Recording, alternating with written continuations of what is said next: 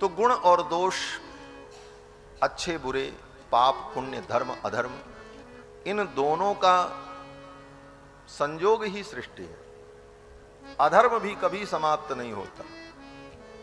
कोई कहे कि सारी दुनिया का अधर्म समाप्त कर देंगे, भगवान भी समाप्त नहीं करते। भगवान भी आए, जहां जहां भगवान गए वहां वहां अधर्म समाप्त हो गया, धर्म की स्थापना हो गई, लेकिन संपूर्ण रूप से धरती का अधर्म समाप्त हो जाए ये कभी नहीं होता।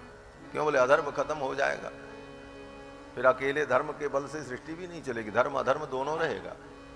मात्रा कम ज्यादा होती रहती है, कहीं धर्म की मात्रा ज्यादा, कहीं अधर्म की मात्रा ज्यादा। एक बड़ी सुंदर बात आपने अक्सर धर्माचार्यों के मुख से सुना है, संत चरणों से सुना है कि जब कोई भी धार्मिक सभा होती है तो जयकारा लगाया जाता है, तो कहते हैं धर्म की जय हो, अधर्म का नाश हो।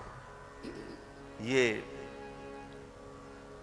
जय घोष धर्म सम्राट स्वामी श्री करपात्री जी महाराज के द्वारा प्रवर्तित हुआ।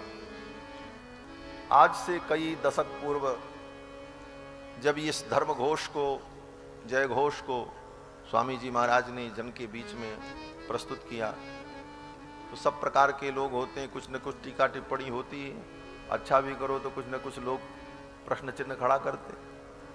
तो कुछ विद्वानों ने, विद्वान का तो मतलब ही होता है विद्वान विपश्चित दोषज्ञ, जो दोष ढूंढ ले, न भी दोष हो तो अपनी बुद्धि और विद्या के बल पर कोई न कोई कमी बता दे, ये भी विद्वान का एक लक्षण कहा।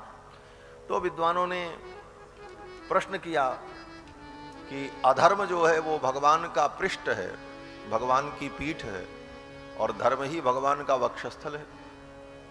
अधर्म भगवान की पीठ है और धर्म भगवान का वक्ष है। ऐसी स्थिति में भगवान का संपूर्ण अंग अविनाशी और अखंड है। उस स्थिति में आप ये कैसे कह सकते हैं कि धर्म की जय हो और अधर्म का नाश हो? भगवान की पृष्ठ अधर्म का नाश हो जाए, ऐसा तो हो नहीं सकता।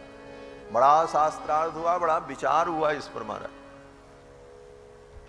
तो यही निर्णय हुआ कि नाश का मतलब क्या है? नाश का मतलब सर्वथा नष्ट नहीं हो जाना।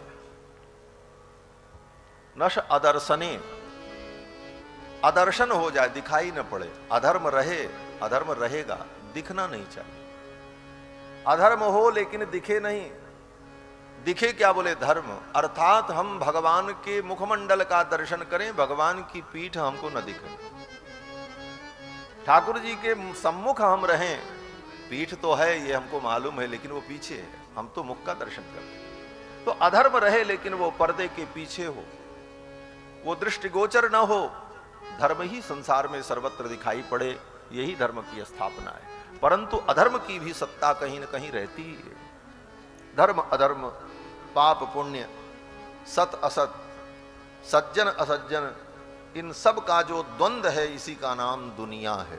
द्वाभ्याम नेया दुनिया, जो दो से चलती है, इसीलिए इसका नाम दुनिया है।